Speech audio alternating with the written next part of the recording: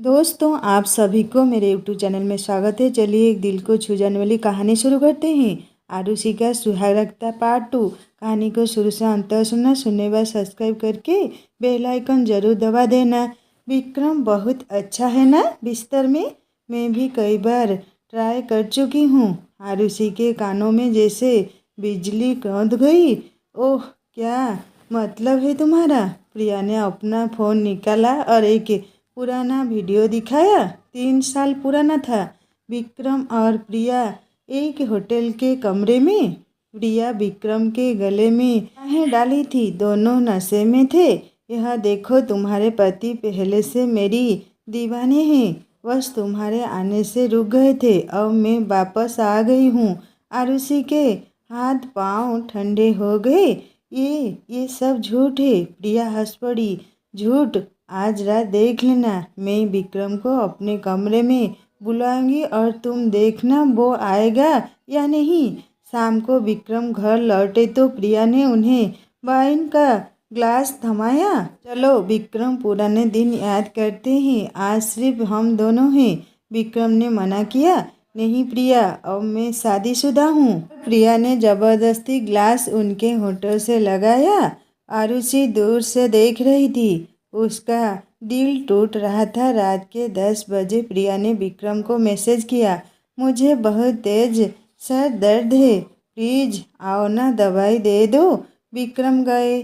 आरुषि चुपके से उनके पीछे गई। प्रिया का कमरा अंधेरा था। सिर्फ एक मोमबत्ती जली थी। प्रिया ने सिर्फ स्लीपिंग गाउन पहना था। उसने दरवाज़ा खोला और विक्रम को अंदर खींच लिया।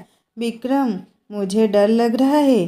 थोड़ी देर साथ बैठो ना। विक्रम बैठ गए। प्रिया उनके कंधे पर सिर रख दिया। याद है ना वो गोवा वाली रात?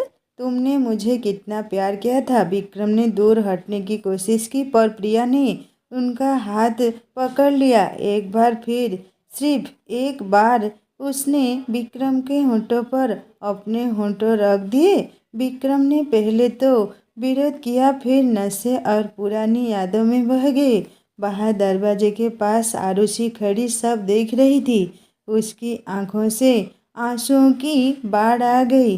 वो भागकर अपने कमरे में गई और दरवाज़ा बंद कर लिया।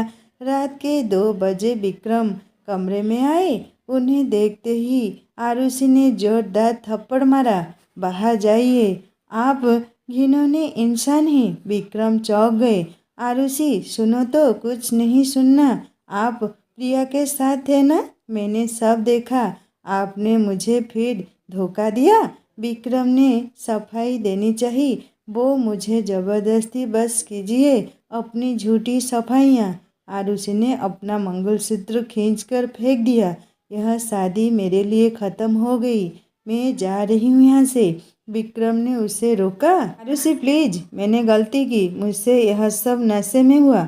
मुझे माफ़ कर दो। आरुषि ने उसे धक्का दिया। अब बहुत देर हो चुकी है। वो अपना छोटा सा बैग उठाया और रात के अंधेरे में हवेली से निकल गई। विक्रम पीछे पीछे दौड़ा पर आरुषि ऑटो में बैठकर चली गई। सुबह कमला देवी को जब पता चला तो उनका रो रो कर बुरा हाल हो गया था। प्रिया चुपके से अपना बैग लेकर निकलने लगी। विक्रम ने उसे गेट पर रोका और एक जोरदार थप्पड़ मारा। तुमने मेरी जिंदगी बर्बाद कर दी ना। आज के बाद मेरी नज़रों के सामने मत आना। प्रिया हंसती हुई चली गई क्योंकि उसका मकसद पूरा हो चुका था। विक्रम बुद्ध बना खड़ा रहा। उसे पहली बार एहसास हुआ कि उसने जो खोया है वो उसकी सबसे अनमोल चीज़ थी और आरुषि वो शहर की बस में बैठी रो रही थी। उसके पास ना पैसा था, ना कहीं जाने की जगह।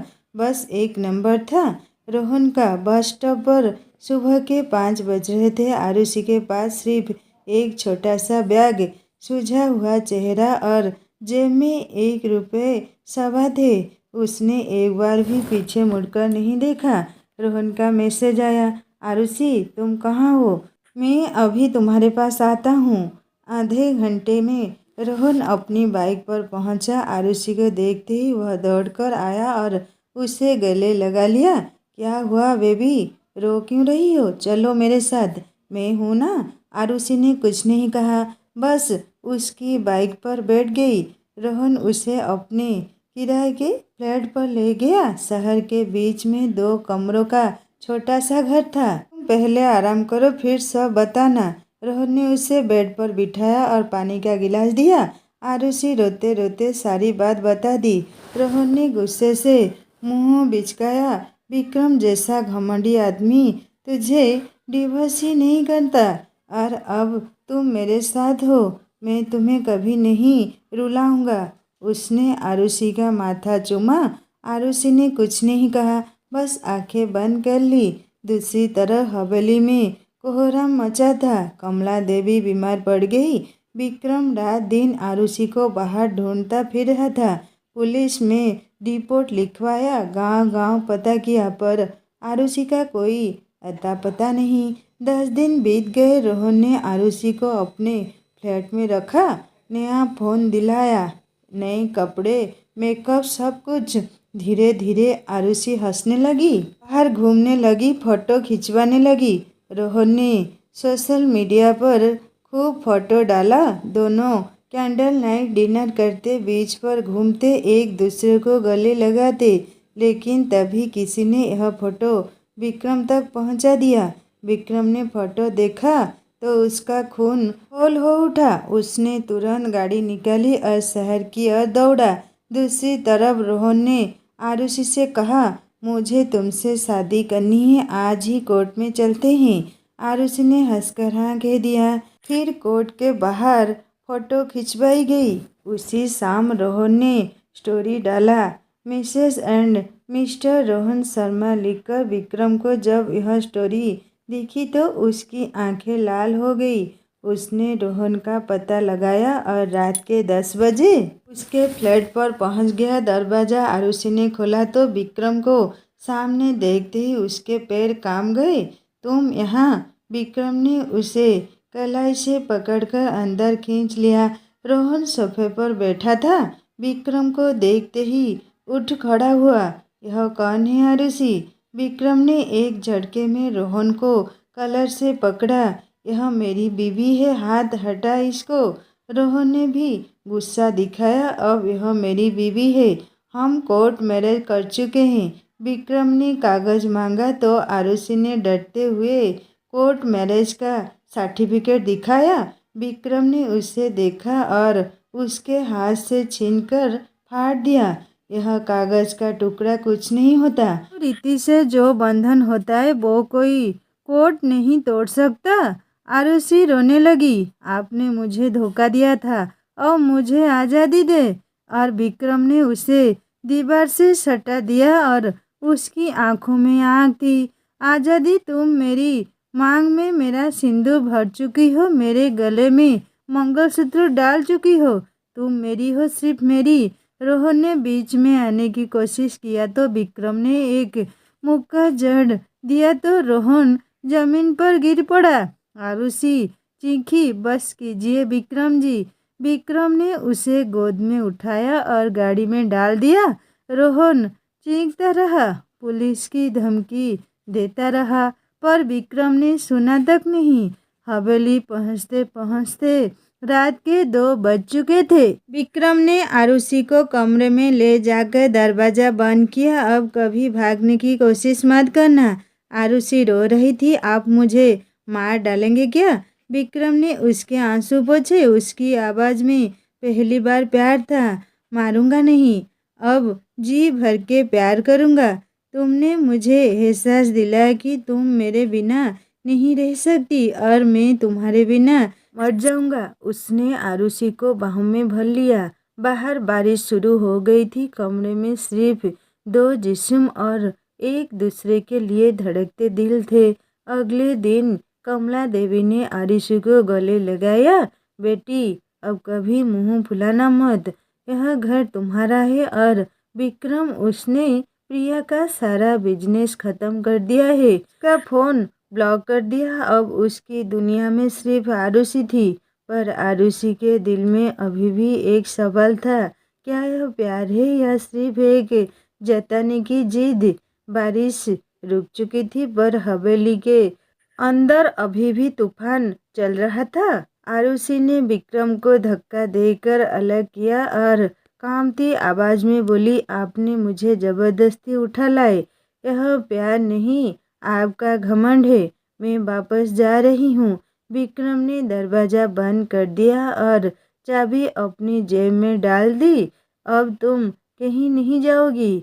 तुम मेरी बीवी हो, मेरे घर की बहू हो। बाहर दुनिया तुम्हारे लिए सुरक्षित नहीं है। आरुषि ने आंखों में आग भरी। सुरक्षित? जिस घर में मेरे पति ने मुझे पहले दिन ठुकराया, जहां मेहमान बनकर आई औरत ने मुझे अपमानित किया, वो घर सुरक्षित है? वह फूट फूट कर रो पड़ी। विक्रम ने उसे गले लगाने की कोशिश की, पर आरुषि पीछे हट गई। मुझे छूने की भी हिम्मत मत करना। अब मैं सिर्फ नाम की बीवी हूँ। वो गुस्से में बाथरूम में घुस गई और दरवाजा अंदर से बंद कर लिया। विक्रम बाहर खड़ा रहा, सिर पकड़कर बैठ गया। सुबह कमला देवी ने दोनों को बुलाया। उन्होंने आरुषि के सामने हाथ जोड़ लिए। बेटी, मैंने ही यह रिश्ता तय किया था। मेरी गलती है कि मैंने तेरी उम्र नहीं देखी, पर अब तू इस घर की लक्ष्मी है। मुझे माफ कर दे। आरुषि ने सास के पैर छुए और मुस्कुराई। नहीं मम्मी जी, मैं माफ कर सकती हूँ, पर भूल नहीं सकती। फिर उसने विक्रम की तरफ देखा, और आपने आपको भी कभी मुझसे सच्चा प्यार कर भी पाएंगे, या हमेशा यही डर रहेगा कि मैं भाग ना जाऊं? विक्रम चुप रहा। उस दिन से आरुषि ने घर में रहना तो कबूल किया, पर विक्रम से दूरी बना ली। वो अलग कमरे में सोने लगी, नाश्ते खाने में आती, मगर विक्रम से नजरें नहीं मिलाती। कॉलेज जाना बंद कर दिया। दिन रात घर के काम में डूब गई। विक्रम को यह सजा सबसे भारी लग रही थी। वो रोज फूल लाता, सरी कहता, पर आरुषि पत्थर बनी रहती। एक शाम विक्रम ऑफिस से जल्दी लौटा। उसने देखा आरुषि छत पर अकेली बैठी रो रही थी। वो चुपके से पीछे गया और उसके कंधों पर हाथ रखा। आरुषि चौंक कर पलटी। क्यों तड़पा रही हो मुझे? विक्रम की आवाज में दर्द था। मैंने गलती की थी, पर अब मैं बदल गया हूँ। मुझे एक मौका तो दो। आरुषि ने ठंडी आवाज में कहा। मौका? जब मुझे सबसे ज़्यादा ज़रूरत थी, तब आपने मुझे अकेला छोड़ा। अब मेरी ज़रूरत नहीं रही तो मौका मांग रहे हो? विक्रम ने उसके सामने घुटने टेक दिए। मैंने कभी किसी से झुककर माफ़ी नहीं मांगा, पर आज मांगता हूँ। मुझे माफ़ कर दो। मैं तुम्हारे बिना मर जाऊंगा। आरुषि की आंखें भर आई। वो कुछ देर चुप रही, फिर बोली, अगर मुझे सच में अपना बनाना है तो पहले मुझे आज़ादी दो। मुझे अपनी मर्जी से जीने दो, फिर देखूंगी कि आप मेरे लायक है या नहीं। विक्रम ने सिर झुका लिया। जैसी तुम्हारी मर्जी। अगले दिन से आरुषि फिर कॉलेज जाने लगी, पर अब तो पहले जैसी नहीं थी। वो और बोल्ड और आत्मविश्वासी हो गई थी। शर्ट, ड्रेस, हाई हील, लाल लिपस्टिक। लड़के फिर लाइन मारने लगे थे। रोहन ने भी दोबारा मैसेज किया, पर आरुषि इन्हें लॉक कर दिया।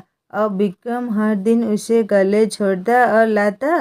गेट पर खड़ा उसकी एक झलक पाने को तरसता। शाम को घर लौटते ही आरुषि अलग कमरे में चली जाती। विक्रम दरवाजे पर खड़ा रहता, पर अंदर नहीं जाता। एक महीना ऐसे ही बीता। विक्रम दिन व दिन पिघलता गया। अब उसका घमंड टूट चुका था। अब वो आरुषि के बिना खाना नहीं खाता था, नींद नहीं आती थी उसे। एक रात बारिश फिर शुरू हो गई। बिजली कड़की। आरुषि डर के मारे चीख पड़ी। वो दौड़कर विक्रम के कमरे में गई। तब विक्रम बिस्तर पर बैठकर सिगरेट पी रहा था। आरुषि जाकर उसके सीने से लिपट गई। मुझे डर लग रहा है। विक्रम ने सिगरेट फेंकी और उसे कसकर बाहों में भर लिया। अब कभी अकेला नहीं छोड़ूंगा। वादा है। आरुषि ने उसकी आंखों में देखा। पहली बार उसने खुद विक्रम के होंठों पर अपना होंठ रख दिया। उस रात दोनों ने सारी दुनिया मिटा दी। बारिश बाहर बरसती रही और कमरे में दो जिस्म एक हो गए। सुबह जब सूरज निकला तो आरुषि विक्रम की बाहों में थी।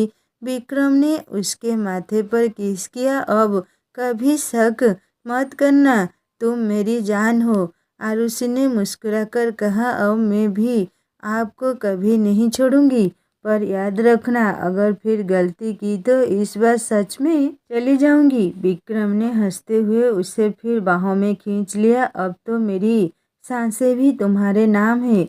बाहर कमला देवी ने दरवाजे पर कान लगाया और मुस्कुरा दी।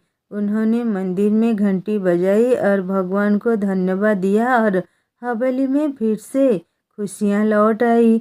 इस बार सच्ची वाली कार्तिक मास की पूर्णिमा थी।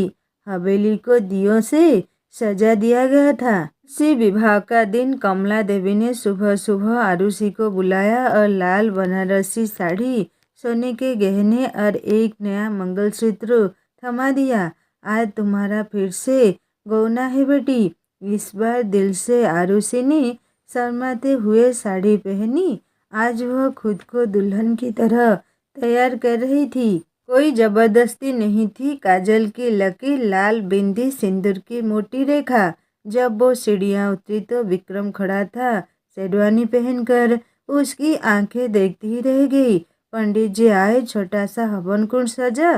कमला देवी, विवान, नेहा भाभी, सारे घर वाले नगाह बने। विक्रम ने आरुषि का हाथ थामा और 7 फेरे लिए।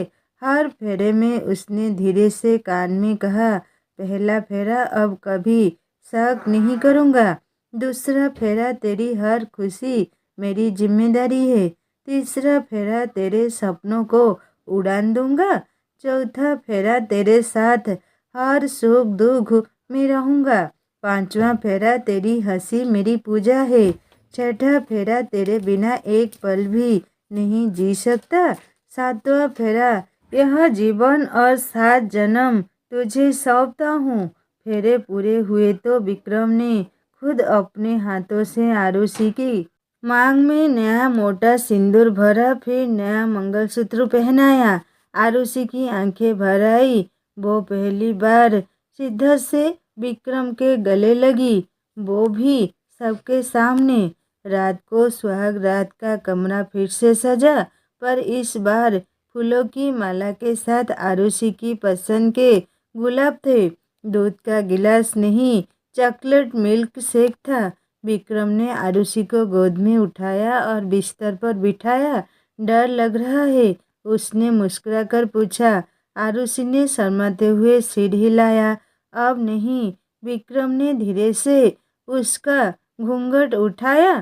तुमने मुझे इंसान बनाया है आरुषि। पहले मैं सिर्फ जमींदार था, अब तुम्हारा दीवाना हूँ। उसने आरुषि के होंठों पर अपना होंठ रखा। आरुषि ने भी पहली बार पूरी बाहें उसके गले में डाली। आज कोई जल्दबाजी नहीं थी, कोई गुस्सा नहीं था, बस दो जिस्म, दो आत्माएं एक दूसरे में पूरी तरह समाती हुई। विक्रम ने उसके कानों में फुसफुसाया, अब बच्ची नहीं, मेरी रानी हो तुम। आरुषि ने हंसते हुए कहा, और आप अब राजा नहीं, मेरे गुलाम हो। दोनों हंसते रहे। फिर रात भर कमरे में सिर्फ सांसों की सरगम और प्यार की बारिश हुई। सुबह जब सूरज निकला तो कमला देवी ने दरवाजा खोला। आरुषि विक्रम की बाहों में सोई थी। मंगलसूत्र उसकी गर्दन पर चमक रहा था, सिंदूर उसकी मांग में लहरा रहा था। कमला देवी ने आशीर्वाद दिया और चुपके से दरवाजा बंद कर दिया। 9 महीने बाद हवेली में किलकारी गूंजी और एक नन्ही सी परी ने जन्म लिया। आरुषि गोद में बच्चे लिए मुस्कुरा रही थी। विक्रम उसके बगल में बैठा उसका माथा चूम रहा था। नाम क्या रखे? आरुषि ने पूछा। विक्रम ने बच्ची के माथे पर किस किया और बोला, आशा, क्योंकि तुमने मेरी जिंदगी में आशा जगाई है। आरुषि ने उसकी आंखों में देखा और मुस्कुराई। अब कोई शिकवा नहीं था, कोई शक नहीं थी, बस बेइंतहा प्यार था। और हवेली की दीवारें फिर से खुशियों से गूंज उठी, इस बार हमेशा हमेशा के लिए। तो दोस्तों, अगर आपको आरुषि की यह कहानी पसंद आई हो तो इस वीडियो को लाइक और चैनल को सब्सक्राइब करना मत भूलना। फिर किसी नई कहानी में मुलाकात होगी। नमस्ते।